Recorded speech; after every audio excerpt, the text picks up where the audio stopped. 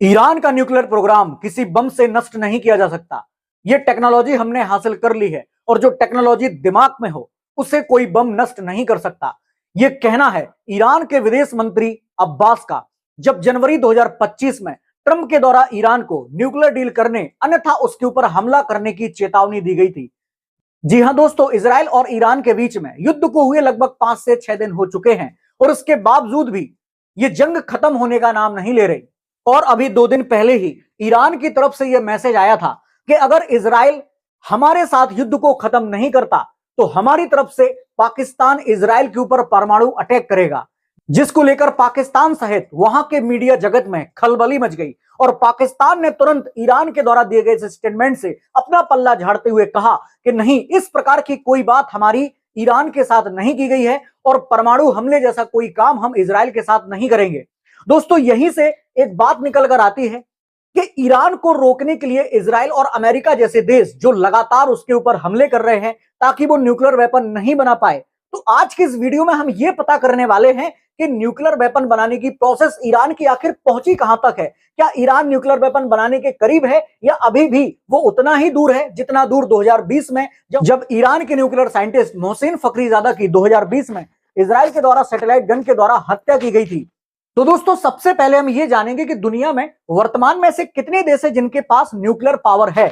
इनमें आप सभी लोग देख सकते हैं कि 80 सालों में लगभग 10 देश जो है ये परमाणु बम को बना चुके हैं, जिनमें सबसे पहले अमेरिका, उसके बाद रशिया, ब्रिटेन, फ्रांस के बाद China, Israel, Bharat, south Africa, Pakistan और नॉर्थ कोरिया, जिसने सबसे लेटेस्ट यानी कि 2006 में न्यूक्लियर वेपन को डेवलप किया था। भारत जो है, भारत के बारे में हम जानते हैं कि 1974 में और 74 के साथ साथ 1998 में पोखरण 2 में टेस्ट हुआ था, दूसरा न्यूक्लियर टेस्ट, और यहां पर हम यानी कि भारत जो है 1974 से परमाणु संपन्न है। इजराइल के बारे में मैं आपको बता देता हूं कि 1967 के दरमियान जो है इजराइल भी न्यूक्लियर वेपन से संपन्न देश बन चुका था। अब यहां पर बात आती है कि साहब, ईरान के अंदर अगर देखा जाए तो न्यूक्लियर वेपन बनाने की प्रोसेस कहां तक पहुंची और ये प्रोसेस कहां पर चल रही है। तो आप यहां पर देख सकते हैं ईरान का न्यूक्लियर साइट्स जो है इस मैप में आप सभी लोगों को मैं दिखा रहा हूं।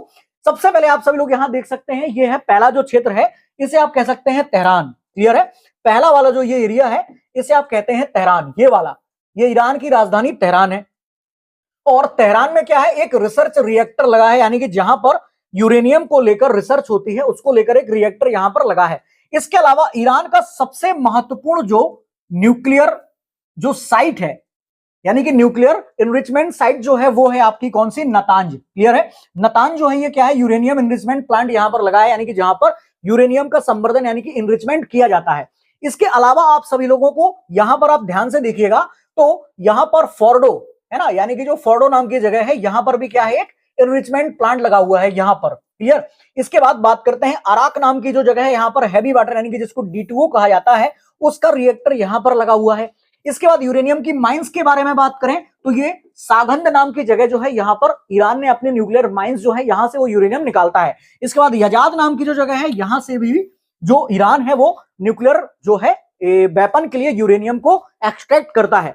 इसके अलावा बात करते हैं हम तो बुशेर नाम का जो शहर है यहां पर न्यूक्लियर पावर प्लांट है ईरान का। इसके बाद एस्फहान नाम की जो जगह है यहां पर यूरेनियम कन्वर्जन फैसिलिटी यहां पर मौजूद है। तो ये पूरा का पूरा जो मैंने आपको मैप के माध्यम से दिखाया, ये अलग अलग साइट्स हैं जहां पर ईरान के या तो न्यूक्लियर रिएक्टर लगे हुए हैं या कहीं पर न्यूक्लियर का एनरिचमेंट किया जाता है, यानी कि यूरेनियम का एनरिचमेंट किया जाता है। अब यहां पर हमें थोड़ा सा ये जानने की जरूरत है कि इस पूरे के पूरे मैप में अगर देखा जाए तो ये जो नतांज वाली साइट है, इस साइट को आप सभी लोगों को पता होगा कि जब इजराइल ने इसके ऊपर अटैक किया था तो नतांज नाम की ये जो फैसिलिटी है, न्यूक्लियर फैसिलिटी, इसको सबसे पहले नष्ट करने का काम किया था। नतांज फैसिलिटी जो एक ऐसी जगह है जहां पर यूरेनियम का संवर्धन किया जाता है। मैं आप लोगों की जानकारी के लिए बता दूं कि जो न्यूक्लियर वेपन्स होते हैं तो न्यूक्लियर वेपन्स के लिए यूरेनियम को इनरिच किया जाता है, यानी कि उसका संवर्धन किया जाता है, यानी कि उसको प्योर किया जाता है। और प्योर करने के लिए माना जाता है कि 90% से ज्यादा यूरेनियम प्योर होना चाहिए। कहीं कहीं आपको लिखने पढ़ने को मिलेगा कि 93% और कहीं कहीं पढ़ने को मिलेगा 99%। तो यहां पर अब तक की जो स्थिति है तो यूरेनियम का संवर्धन यानी कि यूरेनियम का जो इनरिचमेंट ईरान में अब तक जो हो चुका है वो लगभग कहा जा रहा है कि 87% से ऊपर हो चुका है। यानी कि ईरान के बारे में अगर मैं आपको बताऊं तो ईरान जो है न्यूक्लियर वेपन बनाने के एकदम करीब है। और याद रखिएगा, अगर हमें उसी यूरेनियम से इलेक्ट्रिसिटी को जनरेट करना हो तो मात्र 3 to 5% के आसपास भी अगर आपका यूरेनियम इनरिच हो चुका है तो आप उसको इलेक्ट्रिसिटी जनरेशन में उसका यूज कर सकते हो। लेकिन अगर आपको उसका एक वेपन बनाना है, उसको एक एज अ फ्यूल के तौर पर यूज करना है, तो उसके लिए आपको 90% से अबव उसके इनरिचमेंट की जरूरत होती है, और जिसको धीरे धीरे ईरान जो है उसको अचीव करने में लगा है और अचीव कर भी चुका है। इसको वो अचीव और जल्दी कर लेता, ये नतांज वाली साइड है, इसको वो और जल्दी अचीव कर लेता अगर ये सारे के सारे साइंटिस्ट यानी कि 9 के लगभग साइंटिस्ट इजराइल ने मिसाइल्स मार मार के इन सभी 9 साइंटिस्ट को मार दिया जो न्यूक्लियर वेपन को बनाने में लगे हुए थे।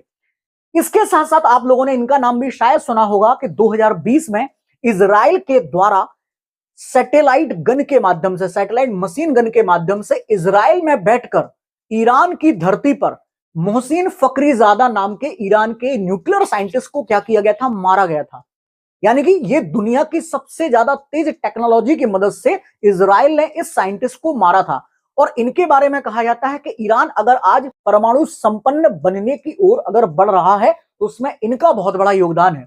जिस प्रकार से आप लोगों ने AQ खान का नाम सुना होगा, पाकिस्तान के परमाणु बम को बनाने में जिस व्यक्ति का सबसे बड़ा योगदान था, उसी प्रकार से ईरान के न्यूक्लियर पावर को यहां तक पहुंचाने में मोहसिन फखरीजादा का बहुत बड़ा योगदान है।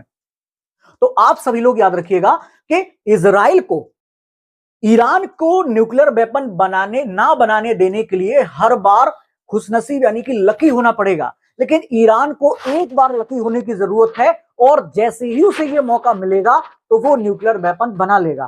क्योंकि अमेरिका के द्वारा उसके ऊपर सैंक्शन लगाए गए, सैंक्शन लगाने के साथ साथ 2025 में आप सभी लोग जानते हैं कि उसको जरूरी यानी कि जबरदस्ती डील साइन करने के लिए उसको बुलाया गया कि आप यहां पर आइए और न्यूक्लियर वेपन्स को लेकर डील करिए कि आप कभी भी ऐसे वेपन्स को डेवलप नहीं करेंगे। लेकिन उसके बाद भी जब खुलकर मैदान में इजराइल के समर्थन में यूएसए आया, तब ईरान ने इस बात को समझ लिया कि अब आप कुछ भी कर लो, हम इस प्रकार की कोई भी डील यानी कि एनपीटी को साइन नहीं करेंगे। एनपीटी बहुत पहले साइन हुई थी, उसी प्रकार की एक नई डील जो है ईरान के साथ करने के लिए अमेरिका उस पर दबाव बना रहा है। लेकिन जब वो मान नहीं रहा है तो इस प्रकार से इजराइल के साथ मिलकर उसके ऊपर हमला कर रहा है। तो याद रखिएगा कि ये जो प्रोग्राम है ईरान का, आने वाले समय में हो सकता है कि वो प्रोग्राम उसका अचीव भी हो जाए, और अगर ये अचीव हो गया तो ये मिडिल ईस्ट के लिए बहुत बड़े खतरे से कम नहीं होगा। तो दोस्तों, आज का इस वीडियो में हमने जो चीजों पर चर्चा की है, ये देखिए यूरेनियम का एनरिचमेंट के बारे में यहां पर मैंने जो आपको बताया था, ये उसको लेकर एक स्लाइड है, आपको टाइम रहे तो आप इसको एक बार पढ़ लीजिएगा।